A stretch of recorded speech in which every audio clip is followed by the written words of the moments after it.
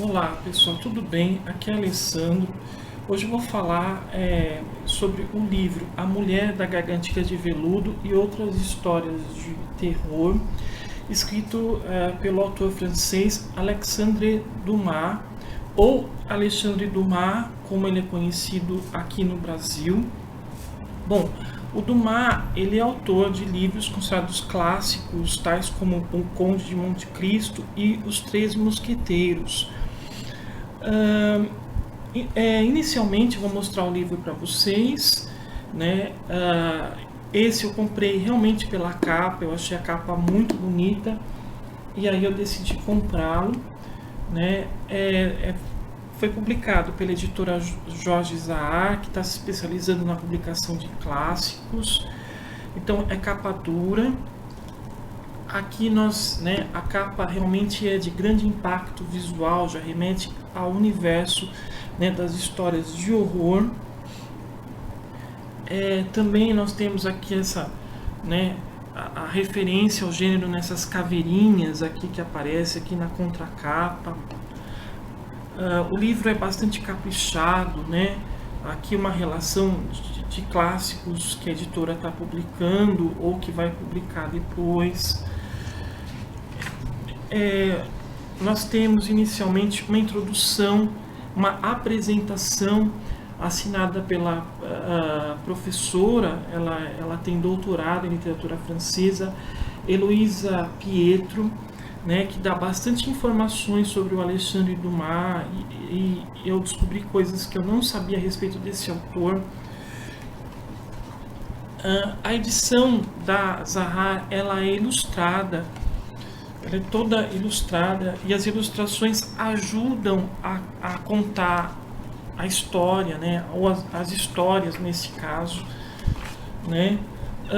Também chama a atenção as notas de rodapé, né. Existem várias notas de rodapé porque em todas as histórias nós temos referências a personalidades históricas, a autores da época, então ajudam a gente a compreender melhor, a se situar melhor, né, dentro do enredo, né. Enfim, é um trabalho de editoração muito bom da Zahar. A Zahar está de parabéns, né, por resgatar os livros clássicos e também propor um novo olhar sobre eles, né, principalmente sobre as obras do Alexandre Dumas, né.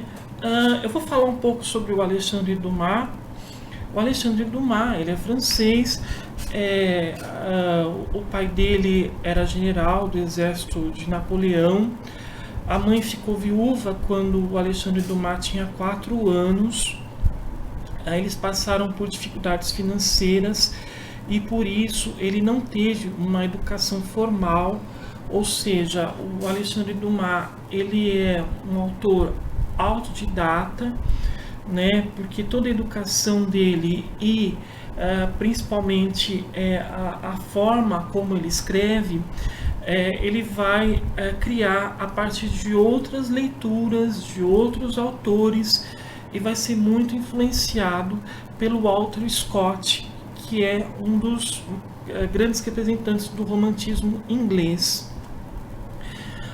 O Alexandre Dumas ele também vai se destacar porque ele, pela sua aparência, ele era mulato, de olhos azuis, isso porque ele tinha uma ascendência negra.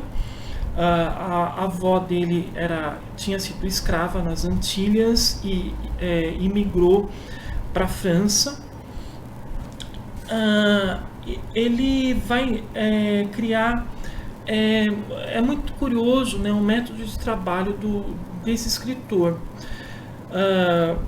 Inicialmente o Dumas ele começa no teatro, ele começa a escrever para o teatro, porque o teatro na época dele era a forma mais reconhecida de arte e também dava muito dinheiro, né, para quem era um autor de teatro bem sucedido.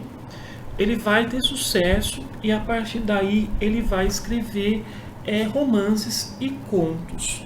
Dentre eles, as suas obras mais conhecidas, O Conde de Monte Cristo e Os Três Mosqueteiros, que foram adaptadas várias vezes para a televisão e para o cinema e também em outros meios, tais como história em quadrinhos.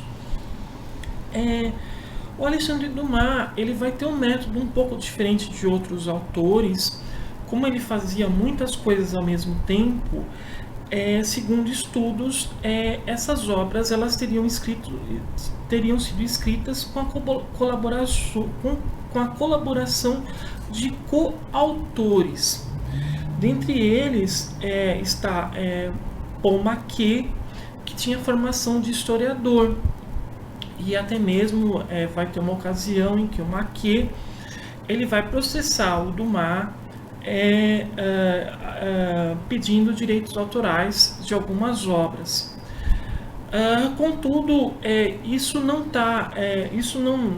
com relação a essa colaboração, né, de outros autores, isso é um assunto controverso. Até hoje não existe uma definição clara até que ponto esses coautores teriam qual teria sido a contribuição desses coautores, né, na escritura dessas obras, principalmente as mais famosas, né? O Dumas ele também usava um sistema interessante, curioso, porque ele contratava pessoas para lerem as obras dele, para saber se elas estavam boas, se elas teriam uma boa aceitação. Além disso, o Dumas é considerado o pai do romance de folhetim, ou seja, na época dele, os romances eles eram publicados em capítulos, né, que saíam em jornais, né, semanais, e então era necessário a criação de um gancho para poder chamar a atenção do leitor, para o leitor seguir a história, né? Seguir todo o andamento da história. Então toda semana o capítulo terminava, né, num clima de suspense, visando justamente que as pessoas continuassem lendo a história. Bom, esse livro aqui ele é constituído de duas novelas. A primeira delas se chama 1001 Fantasmas. A gente já vê pelo título que é uma referência direta às 1001 Noites, né, que é considerada a maior influência para a criação dessa obra. Então, é bastante interessante. A estrutura narrativa dessa novela me lembrou muito Noites na Taverna, do Álvares de Azevedo.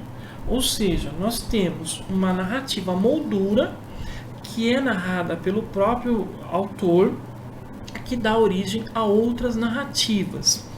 Então, inicialmente, nós temos a criação de uma situação bizarra, com ênfase no sobrenatural, e a partir dela existe uma reunião de pessoas que vão contar histórias entre si, justamente histórias que contam eventos sobrenaturais. Então nós vemos aqui que o Dumas ele faz a sua inclusão no universo do romance gótico, né? Nós vemos que todas as histórias são, no total, eu acho que no total são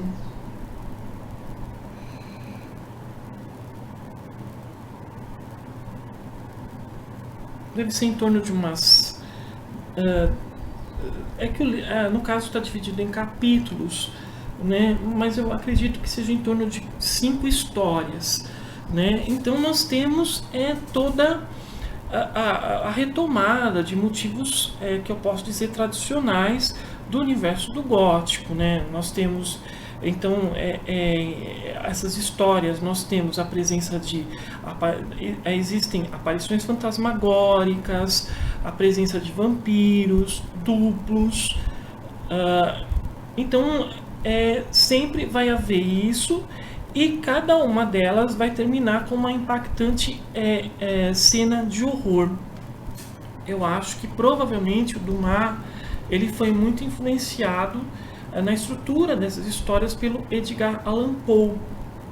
Isso que é o mais curioso, porque o título do livro é Histórias de Terror, quando na verdade são mais histórias de horror mesmo, né? Justamente pelo seu aspecto violento, né? Pela sua intenção, digamos assim, de provocar um impacto emocional no leitor. Então nós temos essa novela e nós temos uma outra novela que é chamada A Mulher da Gargantilha de Veludo. O que chama atenção nessa segunda novela é que ela é protagonizada pelo Ernst Theodor Hoffmann, ou mais conhecido como Ita Hoffmann, que é um dos expoentes do romantismo alemão. E então é muito curioso, né, porque o Dumas ele descreve o Hoffmann como se fosse um dos personagens da narrativa dele, onde se destaca aquele excesso de sensibilidade.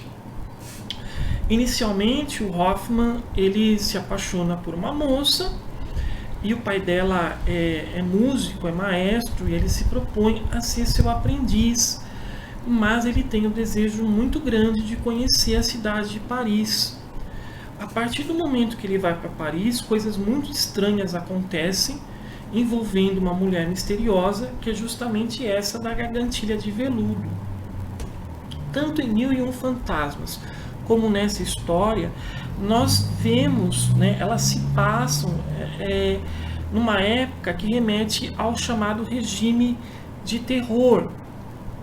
Então nós vemos que, através da estética né, do sobrenatural, do horror, o Alexandre Dumas ele faz uma dura crítica a esses movimentos revolucionários, né, que em vez de espalharem a igualdade, a fraternidade, né, os ideais da Revolução Francesa, espalhar, ao invés disso, né, criaram situações aí de terror e até mesmo horror através de decapitações em praças públicas.